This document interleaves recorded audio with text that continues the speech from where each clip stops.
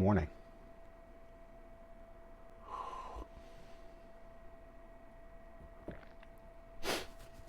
How you doing today? Get a piece of paper. I want to show you something here. I mentioned before this concept of prevailing wisdom, where it was a derogatory phrase. The concept that the wind was blowing from a certain direction, so you went that way, and then the wind would switch. And the idea is there was prevailing winds, and then there was prevailing wisdom. That what was the smart play, everybody agreed until they didn't agree, then they went a new way, and that was the smart way. And I'm preparing for a meeting of businesses, and I'm looking at the decades of prevailing wisdom that keeps crisscrossing. And there was a guy named Jack Welch who was the head of GE, and man, he was the smartest guy in the room. He had this concept. Listen, I'm going to get my figures wrong, but generally speaking, every quarter he fired the bottom performers in his firm. The bottom, 1%, 10%, whatever. You guys aren't performing, see ya. And this created this sort of competitive nature, and they were just awesome. And they didn't say they were firing people. That you were downsizing. You were right sizing. My dad, he was right sized, meaning that when you were fired, it was just good all the way around. It was right. And that was the prevailing wisdom.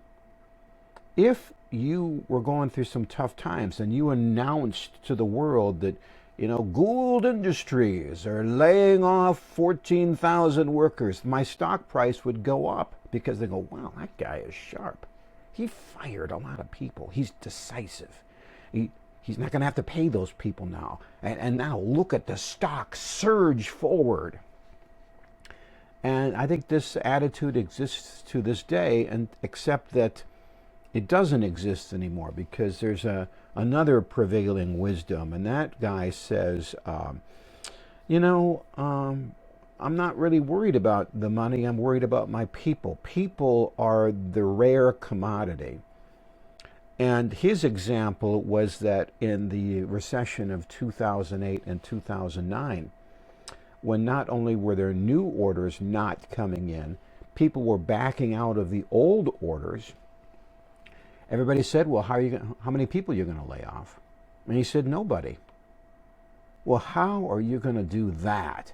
And he said, well, that's a good question. How are we going to do that? So he went to all of the people in the company and said, to get through this, we're not going to, fund your 401k for a year.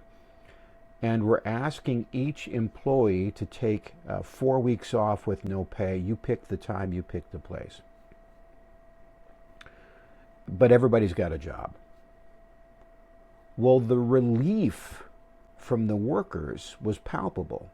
They actually believed he was who he said he was because he had modeled that behavior in the past. And, they stepped up. And, some people said, actually, my kids are out of the house. My house is paid for. I will take 6 weeks with no pay, and you kick that money out to somebody else in the company who needs it, right? And the unions, who normally are adversarial, said, this is a great plan. We wouldn't have thought of it ourselves. So yes, we'll definitely do it. Okay, fast forward. Not only were they the last company to kind of go into this dive, they came surging out faster. And 2010 was their best year ever. Now, why? Well, it turns out they didn't have to find new workers. They already had them. And it turns out that people who love a company work harder for a company, are more engaged. And now this Jack Welch guy, who was he? He was terrible. And this new guy, this new concept, that is what is in play today. I want to draw this for you. Maybe you've seen this.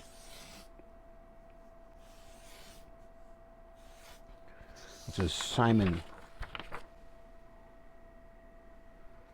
Sinek had this circle where it was, what, how, and who. What do you do? How do you do it? Why do you do it? What do you do it? How do you? Why? What's your why? And you hear people say this to this day. What's your why? Well, here's my concept. I don't know how prevailing it'll be, but this is my thought.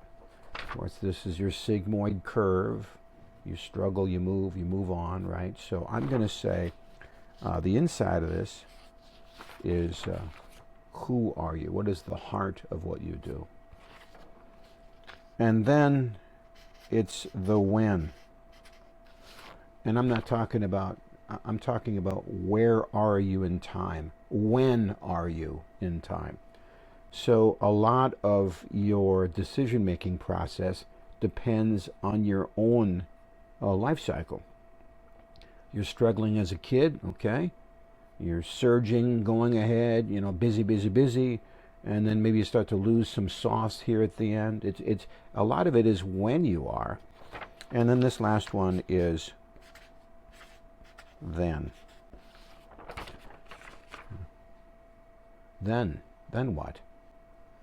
It's the concept that as we're surging forward to set our goals and stuff, but then what? Then what? What's happening then? And I think that helps people figure out their decision-making process. If you want to run a marathon, well, then what? If you want to lose, 40 pounds, well, then what? If you want to, get a 14% market share, well, then what? And I know that some people will say, well, you just put another goal at the end of it, but at the end of the day, there will be no other time. There will be eternity. And that is the ultimate then that should be part of your decision-making process. I said this once to a woman who was going through a difficult time. I said, what does it profit a man to gain the entire world and lose his own soul? And she was, well, that's great. Who said that? She said. Who said that? Well, I didn't want to say it because then I'd sound like, I said, well, it was Jesus who said that. Oh, she said. Well, I wonder where that is in Scripture. So she took it well. Sometimes people get a little salty if they hear an answer they probably should have known. But anyway, ultimately, that's not prevailing wisdom. That is wisdom. And when you're doing your planning and going into the day, you got to know the heart of who you are. You got to know where you are in your life. And then you have to ask yourself, and then what? And only when those footsteps make sense going towards ultimate wisdom, now you have something. Otherwise, you're just going on a tour, a random, meandering, self-guided waste of your day. There, I said it.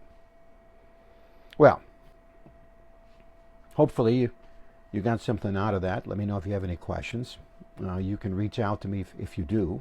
In the meantime, thanks for joining me. There's another video right there. Until we meet, God bless.